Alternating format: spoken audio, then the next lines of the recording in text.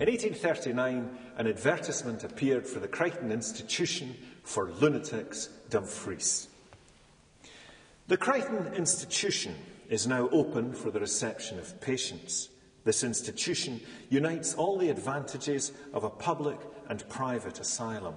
It has been founded and endowed by Mrs. Elizabeth Crichton, widow of the late James Crichton of Friars Carse in the county of Dumfries, from funds left by him at her sole disposal for such charitable purposes as a majority of his trustees should approve of.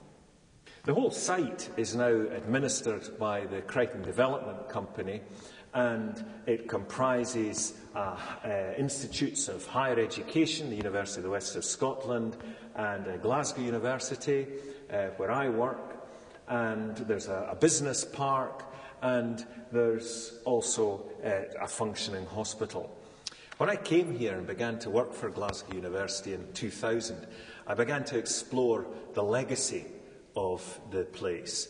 There are a mass of old patient records and a wonderful collection of what Dr. Brown, the first superintendent of the institution, called mad art.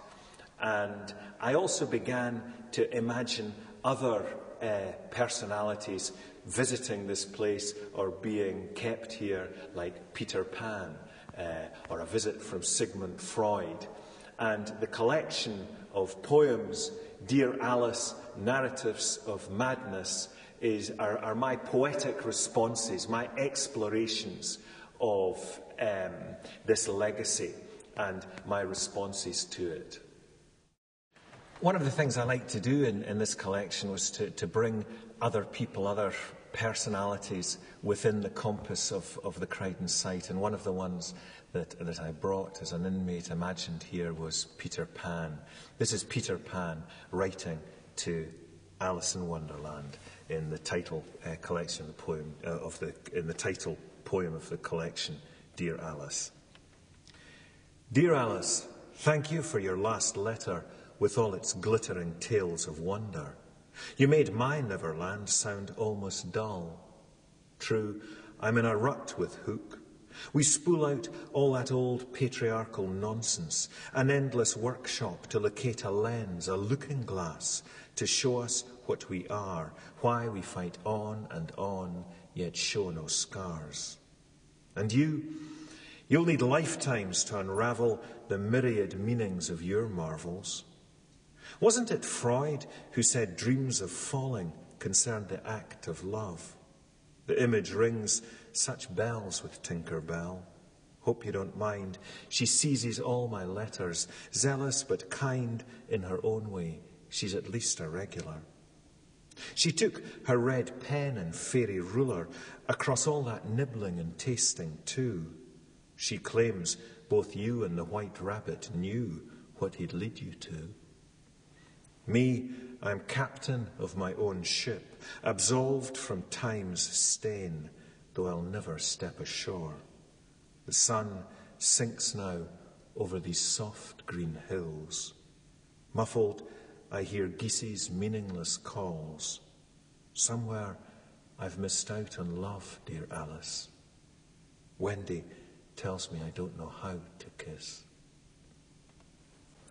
Patients were constantly monitored for any untoward behaviour. At night, their smallest cries were documented, and the following poem, Night Watch, draws on nightly statistics of noisy patients from the month of October 1842. Night Watch, 1842.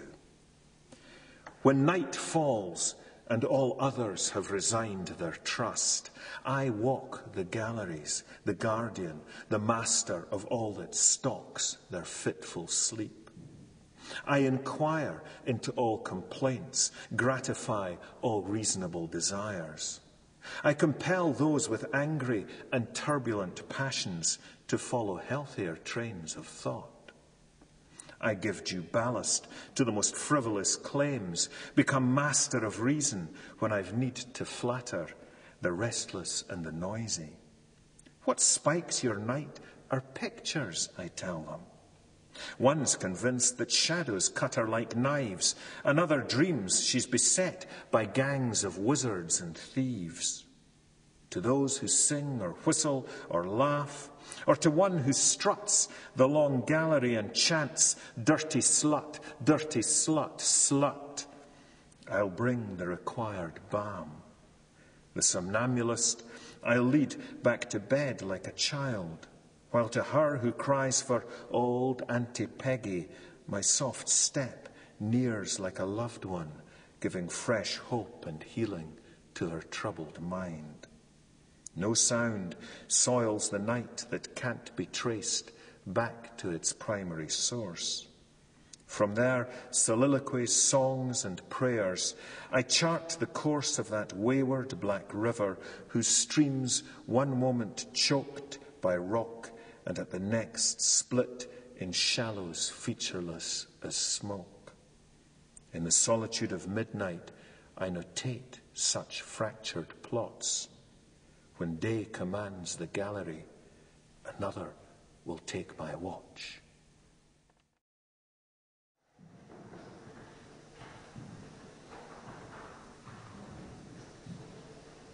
This is from a poem from a sequence called Resistances that is drawn from Patient Notes, Female Admissions in 1839.